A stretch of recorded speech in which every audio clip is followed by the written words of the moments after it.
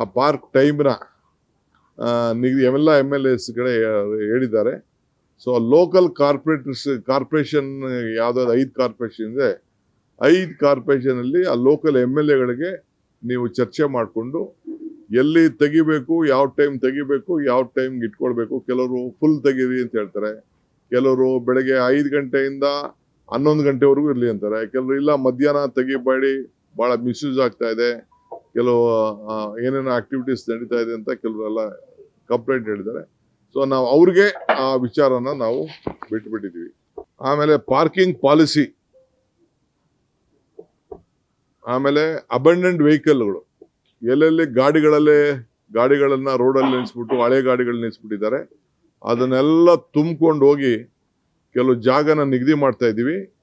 ಕೆಲವು ಜಾಗನ ರಿಕ್ಲೈಮ್ ಆಗಿರೋದು ಈ ಲೆಗಸಿ ಡಂಪ್ ಸೈಟ್ಗಳಿದೆ, ಪೊಲೀಸ್ ಅವ್ರಿಗೆ ಅದನ್ನು ಹ್ಯಾಂಡ್ ಓವರ್ ಮಾಡ್ತಾ ಇದ್ದೀವಿ. ಅಲ್ಲಿ ಹೋಗಿ ಡಂಪ್ ಮಾಡೋಂಥ ಕೆಲಸನ ನಾವು ಮಾಡ್ತೀವಿ.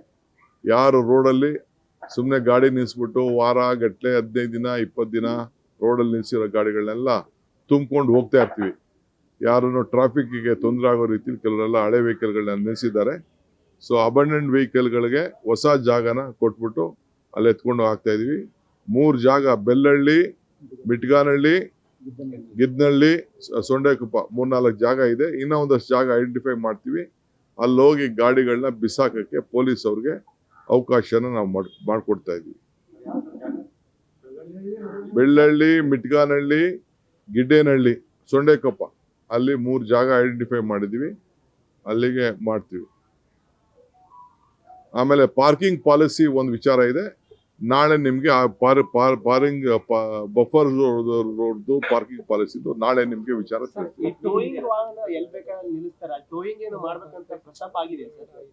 ಎಲ್ಲ ಕಾರ್ಪೊರೇಷನ್ಗೂ 2 ವೆಹಿಕಲ್ ಕೊಟ್ಟಿದ್ದೀವಿ.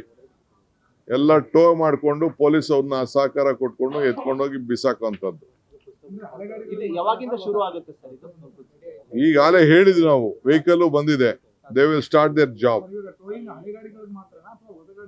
ಯಾವ ಗಾಡಿ ಇರ್ಲಿ ಎತ್ಕೊಂಡು ಹೋಗ್ತಾ ಇರೋದು, ನಿಮ್ ಗಾಡಿನ ಎತ್ಕೊಂಡು ಹೋಗೋದು, ನನ್ನ ಗಾಡಿನ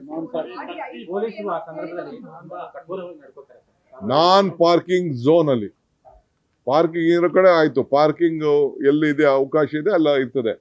ಪಾರ್ಕಿಂಗ್ ಇಲ್ಲದೆ ಹೋದ ಜಾಗದಲ್ಲಿ ಎಲ್ಲೆಲ್ಲಿ ನಿಲ್ಲಿಸ್ತಾರೆ ಅದನ್ನ ಟೋ ಮಾಡ್ಕೊಂಡು ಎತ್ಕೊಂಡು ಹೋಗುವಂಥದ್ದು.